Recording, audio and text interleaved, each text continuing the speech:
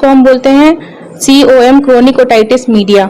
ठीक है, उसमें जो ज़्यादा कॉमन बीमारी देखी जाती है वो होती है एलर्जिक राइनाइटिस, जो आजकल बहुत देखी जा रही है। 60% आप यूज़ करें और 2 घंटे से कम। और अगर आपको कान के बाहर में कोई तकलीफ है तो दोस्तों, नाक, कान और गले के रोग बहुत ही घातक रूप ले सकते हैं। अगर इसका समय पर इलाज करा लिया जाए तो इससे बचा जा सकता है। जिला अस्पताल के रूम नंबर 16 में बैठने वाली डॉक्टर साइमा अजीम इसकी स्पेशलिस्ट मानी जाती हैं, जो कंपनी बाग, शहर के कंपनी बाग में मक्का टावर बिल्डिंग में भी बैठ के प्राइवेट प्रैक्टिस करती हैं। आज इनसे हम जानेंगे कि नाक, कान, गले के रोग को क्यों हल्के में नहीं लेना चाहिए और क्यों घातक साबित हो सकते हैं। ये कच्छ की तरफ हम जा रहे हैं और यहाँ पर उनसे जानेंगे कि कौन कौन से लक्षण हैं जो नाक, कान, गले के रोगों के बारे में जानकारी उनसे हो सकती है और समय पर क्या उनका इलाज है और कैसे इन रोगों से बचा जा सकता है। आजकल के दौर में लोग मोबाइल का प्रयोग करते हैं, लीड लगाते हैं कानों में। इसके बारे में भी डॉक्टर से जानकारी करेंगे कि लीड लगाना कितना घातक साबित हो सकता है और मुंह या नाक में कुछ चला जाने पर उसका कैसे उपचार कराना जाना है।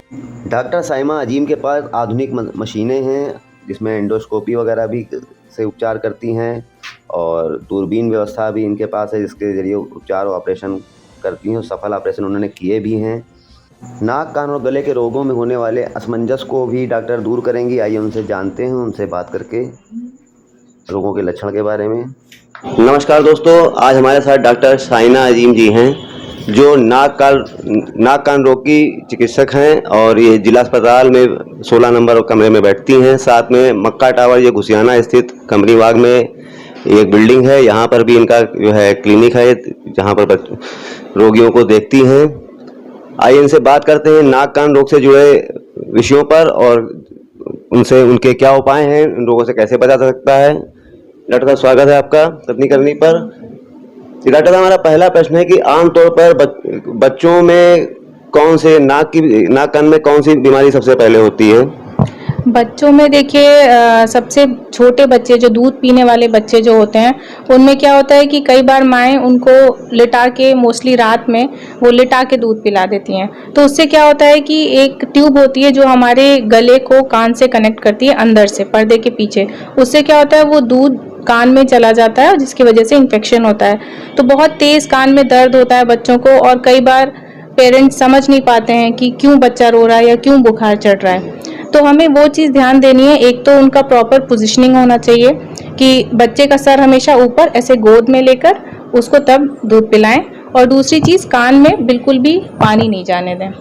ये चीज़ बच्चों में होती है सबसे ज़्यादा कॉमन। जी, नाक, कान, गले में सबसे ज़्यादा घातक कौन से रोग होते हैं, उनके बारे में बताइए जरा, जिनके लक्षण पहले से दिख जाते हो।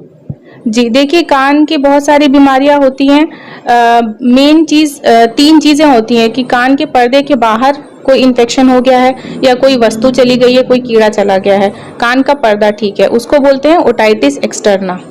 ठीक है, तो वो इन्फेक्शन सिर्फ कान के बाहर रहता है, तो वो तो हम उसको साफ कर देते हैं। या फिर कभी फंगल इन्फेक्शन हो जाता है जिसको हम बोलते हैं ओटोमाइकोसिस। ठीक है, वो ज़्यादातर रेनी सीजन में, अभी बरसात के मौसम में देखा जाएगा। दूसरी चीज़ होती है कि कान के पर्दे में छेद हो जाता है जिसको हम बोलते हैं COM, क्रोनिक ओटाइटिस मीडिया। ठीक है, उसमें क्या होता है, पर्दे में छेद होने के कारण एक तो पहली बात सुनाई कम देता है। दूसरी बात ये होती है कि कान में कभी भी थोड़ा सा पानी गया या सर्दी जुकाम हुआ तो कान बहने लगता है। तो उसको हम सही करते हैं टिम्पैनोप्लास्टी से। एक ऑपरेशन होता है जिसमें हम पर्दा डाल देते हैं। तीसरी एक बीमारी होती है जो आप कह रहे थे घातक कौन सी होती है, उसमें एक हड्डी गलने वाली बीमारी होती है। उससे क्या होता है कि कान के आसपास की हड्डियां गलने लगती हैं।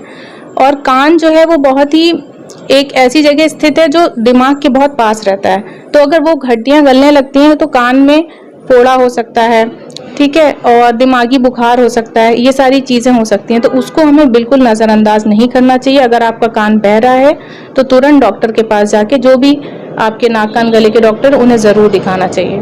लक्षण क्या आएंगे, कैसे पता चलता है शुरुआती लक्षण? शुरुआती लक्षण देखिए होते, कान में दर्द होगा, कान बहेगा, और अगर कान में बदबू आ रही है तो इसका मतलब है कि आपको हड्डी गलने वाली बीमारी हो सकती है। तो उसको बिल्कुल नज़रअंदाज ना करें अगर बदबूदार आपका पदार्थ निकल रहा है कान में से तो। नाक बंद होने जैसी बीमारी भी होती है और उसके भी हड्डी बढ़ने की, इस तरह से क्या कुछ पे जरा बताइए। नाक में देखिए जो मेन सबसे ज़्यादा कॉमन बीमारी देखी जाती है वो होती है एलर्जिक राइनाइटिस, जो आजकल बहुत देखी जा रही है।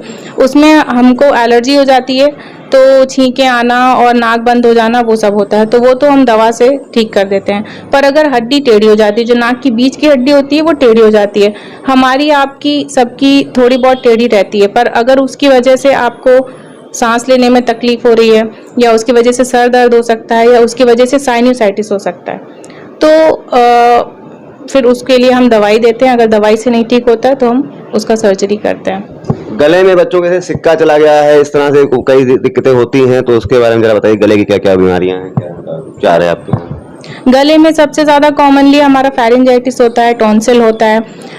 बहुत सारे बच्चे या कई बार बड़े लोग भी उनके कान नाक में, ये कान या नाक या गले में डाल लेते हैं, सिक्का डाल लेते हैं।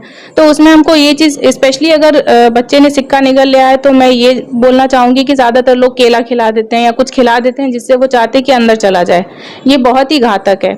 अगर वो बाहर ही है, यहाँ पर सिक्का अटक जाता है जिसको हम बोलते हैं क्रिकोफैरिंग्स, जहाँ पे आपके सांस और जो खाने वाली नली है वहाँ के बीच में, वो वहीं से अगर निकल जाए तो सबसे अच्छी बात होती है, क्योंकि अगर वो उसके नीचे चला गया तो फिर बाद में कहीं पे भी फंस सकता है आपके। तो इसीलिए कभी भी अगर बच्चे ने, आपने देखा है कि बच्चे ने सिक्का निगल लिया है, तो उसको बिल्कुल पानी खाना बंद कर दें और तुरंत से तुरंत किसी भी ईएनटी डॉक्टर से उसको निकलवा लें। बहुत से बच्चों में देखा जाता है, बड़ों में भी देखा जाता है कि घोटने में उनको दिक्कत होती है, बहुत लोग मेडिसिन नहीं खा पाते हैं, कैप्सूल वगैरह इस तरह की, तो इसमें बताइए। अगर आपको निगलने में तकलीफ हो रही है तो ज़्यादातर उन लोगों में होता है जो लोग गुटखा खाते हैं, और ज़्यादातर कैंसर की वजह से होता है मोस्टली। तो उसमें तो हम बोलेंगे कि उसमें एंडोस्कोपी करना ज़रूरी है, जो दूरबीन की जांच है, ताकि हम पता कर सकें कि वो कुछ मस्कुलर प्रॉब्लम है या फिर कोई ग्रोथ है, यानी कि कैंसर या ट्यूमर है। नहीं, वैसे भी होता है बिना इसके, जैसे लोग गुटखा खाने जो नहीं खाते हैं, तम्बाकू का उपयोग नहीं करते हैं, उसके बावजूद होता है बच्चों में, बहुत सुनने में आता है। क्या ये टॉन्सिल से जैसी भी होते हैं? हाँ, तो उसमें गुटकने में देखिए दो चीज़ होती है, या तो गुटकने में तकलीफ हो रही है, फंस रहा है, दूसरी चीज़ होती है कि गुटकने में दर्द हो रही है। अगर दर्द हो रही है तो इसका मतलब वो इन्फेक्शन टॉन्सिल की वजह से हो सकता है। अगर उनको गुटकने में अटक रहा है तो फिर वो मोस्टली कैंसर या फिर कुछ भी चीज़ है जो आपके खाने की नली को दबा रही है, जिसकी वजह से तकलीफ, वो खाना अंदर नहीं जाता है। आपसे कोई इलाज अगर परामर्श लेना चाहे, इलाज कराना चाहे, तो इनमें से और कौन कौन से रोगों का इलाज आपके द्वारा किया जा सकता है, संभव है, इसके बारे में जरा बता दीजिए। कान में सारी तकलीफें, कोई भी तकलीफ हो जो कान से संबंधित हो, नाक से संबंधित हो, नाक से खून आना, नाक बंद हो जाना, कान बहना, कान की हड्डी फिक्स हो जाती है, उसको ओटोस्क्लेरोसिस कहते हैं, उसका ऑपरेशन हम करते हैं। नाक कान गले में सारी फंसी हुई वस्तुएं, कान में सीटी बजना, चक्कर आना ज़्यादातर लोग फिजिशियन के पास चले जाते हैं, पर 80% आपको अगर चक्कर आ रहा है तो वो कान की वजह से होता है। तो चक्कर आ रहा है तो आप नाक कान गले के डॉक्टर के पास जाएं तो वो बेहतर आपका इलाज कर पाएंगे। और बाकी मुंह में टॉन्सिल्स हैं तो उसका हमारे पास इलाज है, फंसी हुई वस्तुओं का तो है, ये सब है। बाकी गले तक भी अगर आपको थायराइड है और कोई भी अगर गले में सूजन है, गर्दन तक, ये सब चीज़ें हमारे पास इलाज है इन सब चीज़ों का।